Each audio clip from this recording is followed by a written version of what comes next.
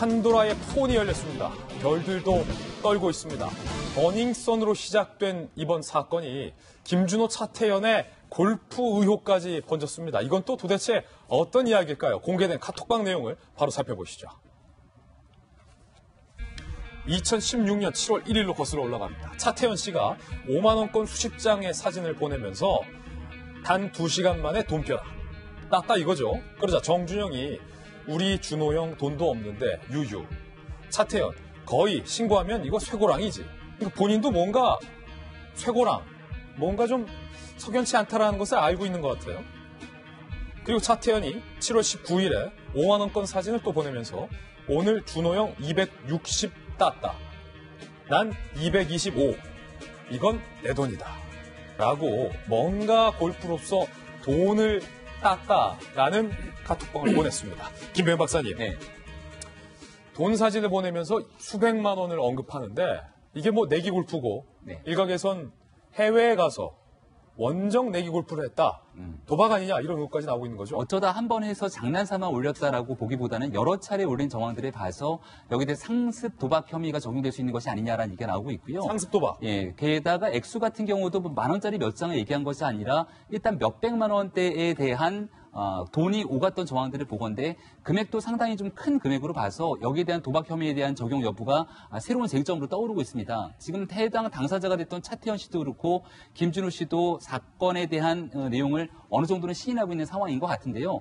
일단은 도박은 전혀 아니었고 현장에서 땄던 돈을 그대로 돌려줬다라고 얘기를 하고 있지만 모든 책임을 시인하면서 방송에서 하차하겠다는 입장을 밝히고 있습니다. 예. 지금 연예인들이 과연 얼마나 많은 돈을 버는지는 잘 모르겠습니다만 국민들이 바라봤을 때는 1박 2일 프로에서 함께 같이 방송을 출연했던 인물들을 볼 수 있거든요. 그리고 저 단체 대화방에는 해당 프로그램의 제작진도 함께 있었다고 하는데 저와 같은 이야기가 오가는 과정 속에서 아무도 이를 제지하거나 말리는 사람이 없었다는 거죠. 예. 그러니까 정준영 씨의 핸드폰에서 시작된 바로 저 카카오톡 대화가 여러 연예인들의 일타로 그대로 이어지게 된 것이고 단순한 도덕적 책임을 벗어나서 법적으로도 책임을 질 수 있는 소지가 있기 때문에 이 문제는 조금 더 사건이 확산될 가능성이 있지 않을까 생각이 듭니다. 그러니까 차태현 씨도 그렇고 김준호 씨도 그렇고 정준원과 KBS의 1박 2일이라는 예능 프로그램 멤버였고 그들의 카톡방 안에서 오고 갔던 대화가 이번에 공개가 된 건데 대화 내용 다시 한번 자세히 보시면요. 변함근 변호사님, 지금 현금 뭉치를 올리면서 나는 뭐 225만 원 땄고 준호 형은 뭐 200만 원을 잃었고 땄고 얘기가 오가는데 이거를 도박죄로 볼 수 있는 겁니까?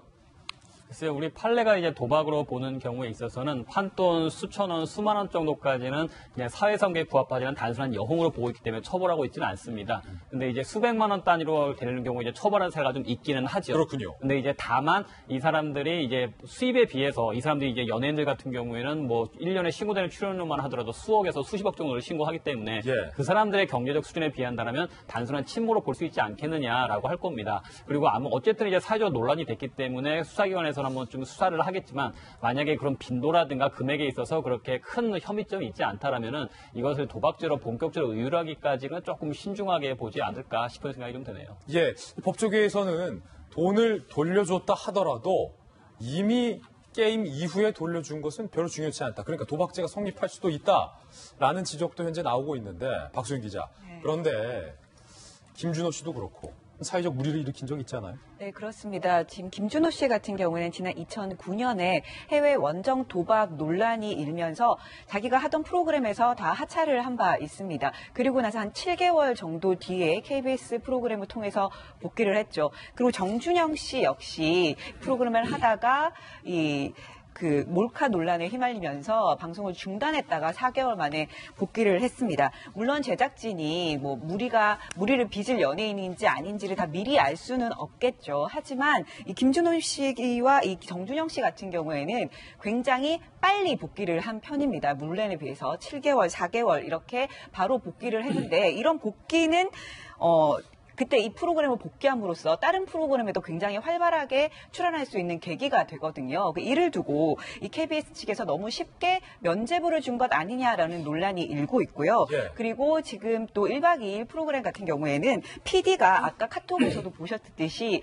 그 당시에 PD가 그 방에 있었어요. 그러면 이렇게 내기를 하는 그런 내용의 카톡을 다 봤을 거 아닙니까? 그러면 이게 문제가 된다는 것을 차태현 씨도 알고 있었고요. 그러면 그 PD도 알 수밖에 없는 상황이었거든요. 그러면 이에 대해서 좀 먼저 뭐 문제 제기를 하거나 좀 자제를 시키거나 뭐 이런 여러 가지 활동을 할 수 있었음에도 불구하고 아무것도 하지 않았다는 거죠.